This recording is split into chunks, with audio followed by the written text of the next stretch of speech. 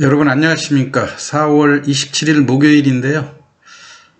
오늘 또 어제 제가 EV 첨단 소재가 시간의 상한가를 진입해 가지고 EV 첨단 소재가 12 물량 내일 정도 4월 28일 날짜에 약 800억 정도의 800만 주의 CB가 전환되는 물량이 있는데 발행가가 대략 한 1,700원 정도였었죠. 그런데 어제 시간에서 상한가를 들어가면서 이게 제가 CFD 요즘 계속 연일 문제가 되는 이 CFD 거래하고 관련돼서 외국인의 매매로 포장을 한 국내 그 개인이나 기관 투자가의 매매일 가능성이 있다. 그래서 이거를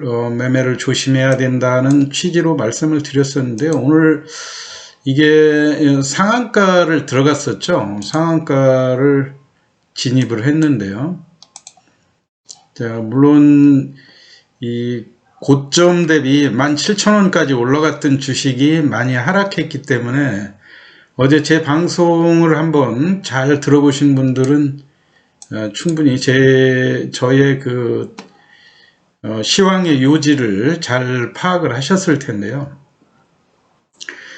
문제는 오늘 같은 날도 이러한 종목들이 장중에 조금 저도 요 EV 첨단 소재를 매매를 했었는데 오늘 같은 날도. 그런데 저도 조금 의아하게 생각했던 것이 시초가는 어제 시간에서 상한가가 7,000원이었으니까 당연히 7,200원 정도는 프리미엄으로 주가가 올라갈 수 있을 거다.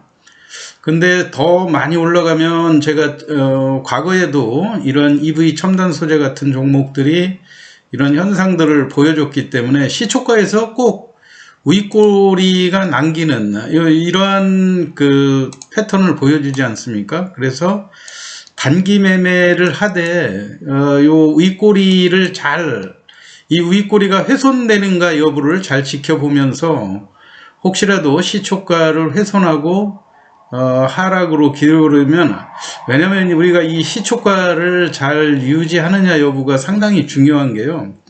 시초가를 밑돌기 시작하면 그때부터 양봉으로 시작했던 이 패턴이 음봉으로 전환하는 패턴이거든요. 그런데 오늘 같은 날 EV 첨단 소재에서는 약간 판단하기가 어려운 그런 국면들이 나왔었죠. 왜냐면은 7,240원에서 7,500원, 600원 잘 가서 200원, 300원 수익을 올리고 보통의 패턴처럼 빠져나왔었으면 이게 다시 또 6,800원까지 내려왔으니까 잘 팔았다 생각할 수 있는데 이게 또 거침없이 7,200원을 또 도전하는 그런 상황이 됐죠. 그래서 이게 이제 원래는 시초가 훼손할 때 정리해 놓고 다시 또 진입할 때 또 들어가야 되는데, 이렇게 하다 보면 속임수가 몇 번씩 나오게 되면 이거에서 이익을 못 얻고 본전에 샀다 자꾸 또 본전에 몇 번 되파는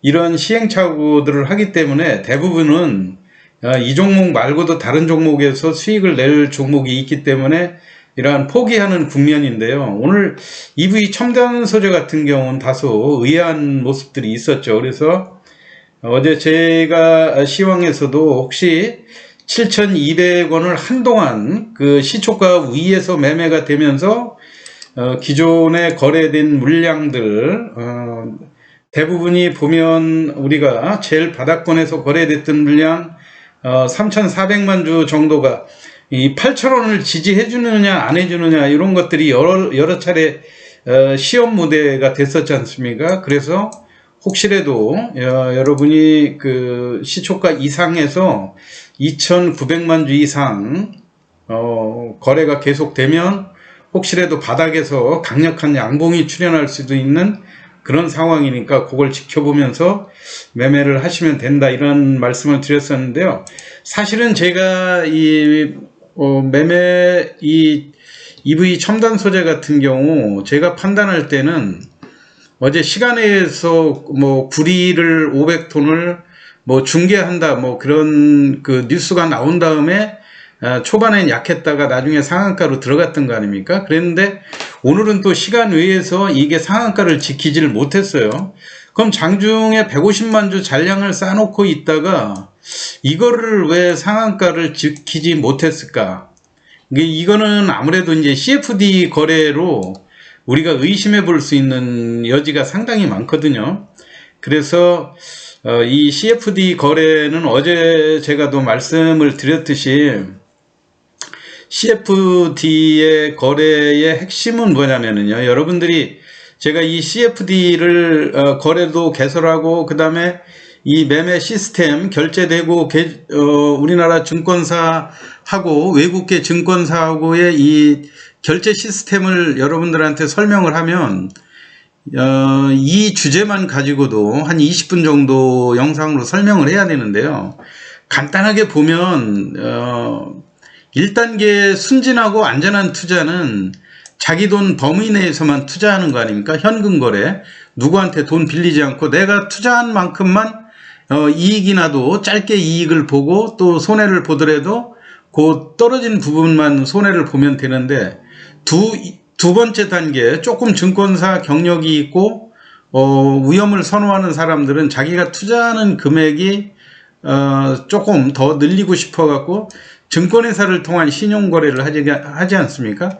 자기 자본의 2배에서 2.5배의 범위 내에서 내 돈 이외의 추가로 산 거에 대해서는 증권회사가 융자를 해주고 그 융자를 일정 기간 가지고 있다가 나중에 신용 이자율을 부과하고 하는 거 아닙니까? 이것도 이익을 보면 우리가 뭐 고스톱을 칠 때 흔들고 쳐서 2배로 받듯이 이 신용거래도 자기가 수익 난 거에 2배를 챙기니까 상당히 짜릿한 그 희열을 느낄 수가 있는데, 반대로 손해보게 되면 손실이 2배로 늘어나게 되죠. 그리고 또 거기서 더 하락하게 되면 증권사에서 빌려준 돈을 커버하기 위해서 그 반대 매매를 당하게 되고 원금을 다 날리는 그런 위험들이 있는데, 이 3단계에 최근에 아주 이 고약한 CFD라고 하는 일종의 파생상품을 이용한 외국인의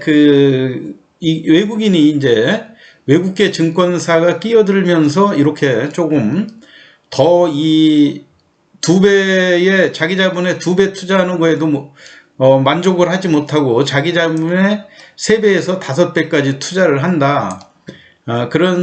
그렇게 이해를 하시면 돼요. 그래가지고 개인이 일단 국내 증권사를 통해서 매매 계좌를 개설하고, 그럼 증권사는 매매를 중개해주고 수수료 챙기는 걸로 끝나는 겁니다. 그리고 외국계 증권사는 초과대금을 결제해주고 이자 수입, 또 담보 비율 관리를 하면서 실시간으로 담보가 부족해졌을 때 반대 매매 나가는 이런 시스템인데, 이번 같은 경우 이런 시스템에 일부 오류가 생기면서 일부 계좌에서 주가가 장기간 올랐던 종목들 중심으로 해서 그 반대 매매가 나가면서 급락하는 과정에 한두 종목이 아니었죠. 7, 8개 종목이 오늘까지도 무려 한 3, 4일간 하한가 들어가는 그런 상황이 됐는데, 중요한 거는 어제 제가 아주 강조를 했거든요. 그래서 그동안은 우리가 외국인이 많이 샀다 그러면 외국인은 아무래도 우리 개인들처럼 시장에서 그렇게 이렇게 샀다 팔았다를 반복하는 그런 매매는 하지 않고 우량주를 중기 투자한다 이렇게 믿고 있지 않습니까? 그렇기 때문에 우리가 이 주식들을 보고도 예를 들어서 EV 첨단 소재 같은 경우 낙폭이 컸는데, 어제 같은데 외국인 매매를 분석을 해보면 외국인이 50만 주 정도 많이 사놨단 말이에요. 그런데 지금까지의 이 EV 첨단 소재의 패턴을 봤을 때 이게 CFD의 매매일 가능성이 상당히 높다는 측면에서 제가 어제 설명을 드렸던 거고요. 그런데 왜 그러냐면은 이 CFD를 매매한 계좌는 외국계 증권사가 결제를 해주다 보니까 이게 실질적으로 우리 국내 기관이나 개인이 매수했음에도 불구하고 외국인 매매로 잡힌다는 허점이 있거든요. 그렇기 때문에 과거처럼 우리가 외국인이 많이 샀다고 그래서 안심하고 이튿날 공격적으로 매매를 했다간 계속 당할 수밖에 없는 그런 상황이에요. 오늘 같은 경우 일단은 외국인 매도가 이 EV 첨단 소재 같은 경우 많지 않습니까? 이제 개인들이 집중적으로 매수를 해서 이게 어차피 공매도가 안 되는 종목 이 중소형주로는 개인들이 기관이나 외국인의 매물을 집중적으로 공략을 하면 이길 수 있는 그런 패턴 아닙니까? 그래서 오늘 상승을 해놨다가 아무래도 이 뉴스가 지금 계속 확산되지 않습니까? 오늘 같은 날 이 서울가스 같은 경우 하한가를 벗어났다가 다시 또 하한가를 진입하게 되니까 이게 지금 사회적인 이슈가 되고 30%씩 하한가를 무려 4번씩이나 맞는 이런 상황이 돼버렸죠. 그래서 우리가 내재 가치로 보면 지금 삼천리 같은 경우도 오늘 다소 또 거의 하한가 근방 27% 정도 하락하고 시간외에서도 하락하는 이런 모습을 보여줬는데요. 시간외에서도 한번 삼천리를 보면 2,400원 하락돼서 11만 9,700원인데 11만 2천원까지 하락하는 이런 모습들을 보여줬죠. 그렇기 때문에 지금 사회적인 문제가 되고 여기에 그 주가에 개입을 했던 이 연예인이라든가 또는 관련된 10명을 출국 금지하고 이게 계속해서 뉴스로 보도가 되고 금감원에서 또 개입하기 시작하니까 이 CFD에 대한 문제점을 속속들이 이제 또 파헤치고 그 계좌가 정상적으로 잘 운용되고 있는지 이런 또 집중 감사를 하지 않겠습니까? 그러다 보니까 일부 EV 첨단 소재 같은 경우도 CFD 거래가 없었다 이렇게 해볼 수는 없죠. 왜냐하면 CFD 계좌는 아까도 말씀드렸듯이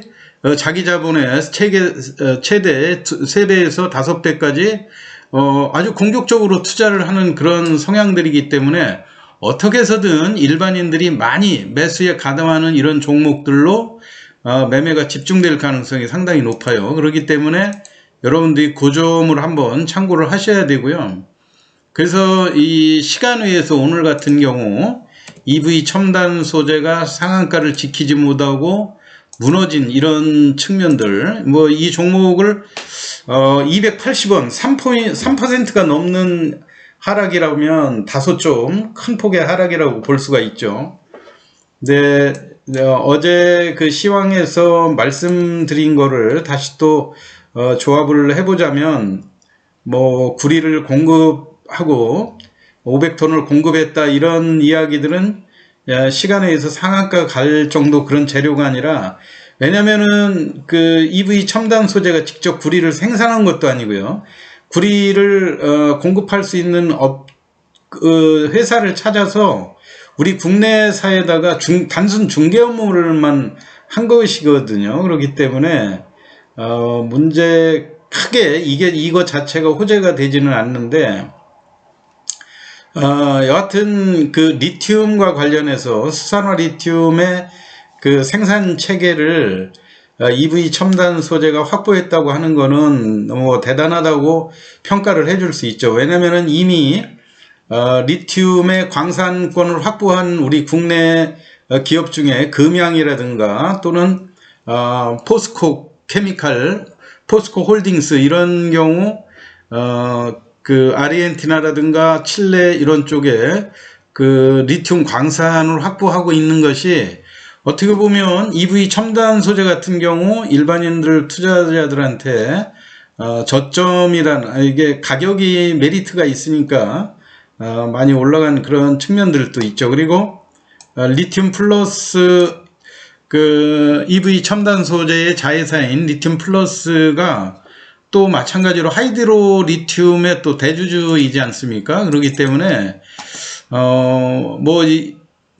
잠재력, 그 2022년의 실적으로 볼 때는 사실 지금 현재 배당률이 고배당주나 자산주 이거에 비해서 EV 첨단 소재가 많이 떨어지는 건 사실이죠. 왜냐면은 자본금 160억에 총 자본이 700억에 불과하기 때문에 지금 EV 첨단 소재 같은 경우 우리가 시장에서 얼만큼 고평가로 거래되고 있는지 이런 쪽으로 보면 지금 시가총액이 4천억에 육박하지 않습니까? 오늘 상한가로 들어갔는데, 그런데 회사의 자산으로는 부채를 뺀 순수한 그 자기자본의 캐파는 700억밖에 안 된단 말이에요. 이 700억짜리를 지금 5배가 넘는 이런 그 평가로 거래가 되고 있다. 그리고 매출액이 580억인데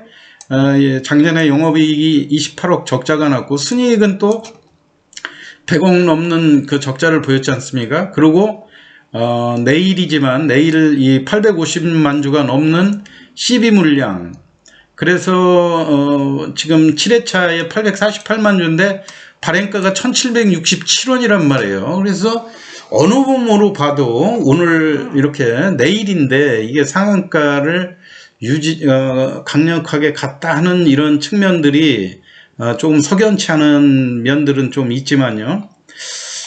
그래서 여러분들이 결론적으로 말하면 이렇게 급등 후 조정폭이 컸던 이런 종목들이 과매도 국면에서 충분히 이 CFD 계좌들을 활용한 외국인 매매로 포장을 해서 개인들을 속일 그런 가능성도 상당히 높기 때문에 여러분들이 그런 면에서 전일날 외국인의 매매가 집중됐던 그런 종목들이 보인다 하더라도 일단 이튿날 매매에 오늘처럼 경계심을 가지고 대응을 하면 큰 폭의 손실은 좀 피할 수 있지 않을까, 그런 측면에서 EV 첨단 소재에 대해서 다시 한번 설명을 드렸고요.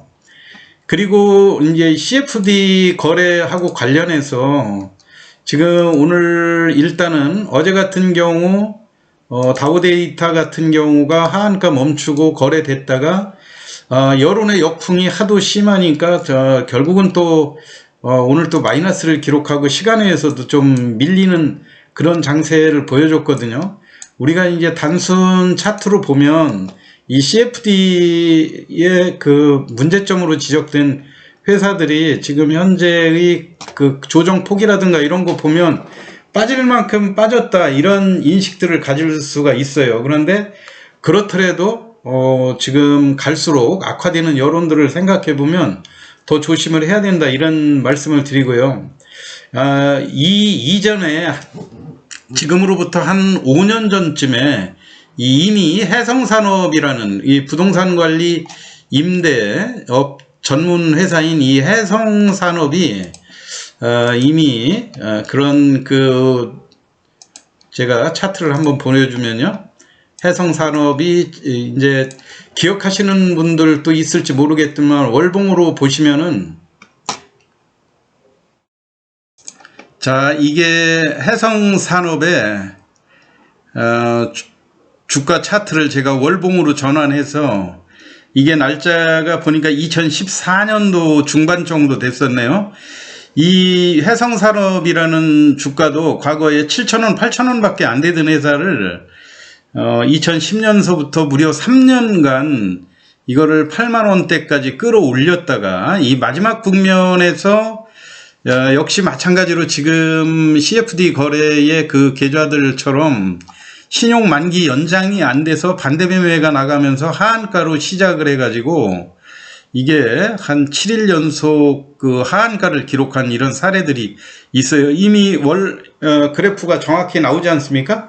근데 이게 8만원이었던 게 하한가를 거의 10번 가까이 치고서 나중에 2만원대에 바닥이라고 그래가지고 다시 또 물량을 걷어가지고 또 올라가다가 한 29,000원, 3만원 정도 반등을 해준 다음에 다시 또 이렇게 하락세를 장기간에 지금 무려 이 사건이 종료된 지 한 7년, 8년이 지난 지금 현실에서 오히려 주가가 이렇게 9,000원대로 더 바닥을 기고 있는 이런 모습들이 나오지 않습니까? 근데 이 해성산업도 여러분들이 사실 회사를 알고 보면 2022년 실적에서 보면 엄청나게 좋은 회사예요. 이 재무구조만 보면 자본금 136억짜리가 아무래도 이제 부동산 임대업을 하다 보니까 다양한 건물들 리스를 활용해서 많이 가지고 있지 않겠습니까? 그 부채를 뺀 순수한 자본이 1조 3천억이나 되고요. 유보율이 10,000%에 육박하는 이런 상황이죠. 2022년도 지금 현재로 보면 회사가 시총이 3천억밖에 안 되는데요. 실제로 가지고 있는 순자본은 1조 원이 넘는데도 불구하고 시장에서 평가는 이렇게 박하게 이루어질 수 있다. 매출도 작년에 보면 2.5조 일어나고 영업이익이 2천억, 순이익이 1,000억이나 발생한 이런 회사, 엄청난 그 수익성이라든가 자산 가치가 양호한 회사인데도 불구하고 이런 후유증을 한번 겪고 나니까 이 주가가 좀처럼 회복되지 못했다고 하는 점, 그런 면들로 볼 때 여러분들도 지금 서울가스라든가 삼천리 이런 종목들이 과거에 50만 원이었었다고 하는 시각을 이제 버리고 얼마까지 하락할지도 모른다. 이러한 그 보수적인 시각에서 접근을 하시는 것이 유리할 거라고 생각이 됩니다. 오늘 제가 CFD 거래 계좌에 외국인 매매로 포장이 되는 그런 허점들이라든가 또는 CFD 거래의 후유증으로 주가 조작 세력들로 인해서 주가가 원래 회사가 가지고 있는 실질 가치보다 과도하게 하락하는 이런 사례를 해성산업의 주가를 이용해서 설명을 드렸습니다. 참고하시기 바라고요. 4월 마지막 남은 내일 하루 증시에서 수익 많이 올리시기 바랍니다. 오늘 시황 마치겠습니다. 감사합니다.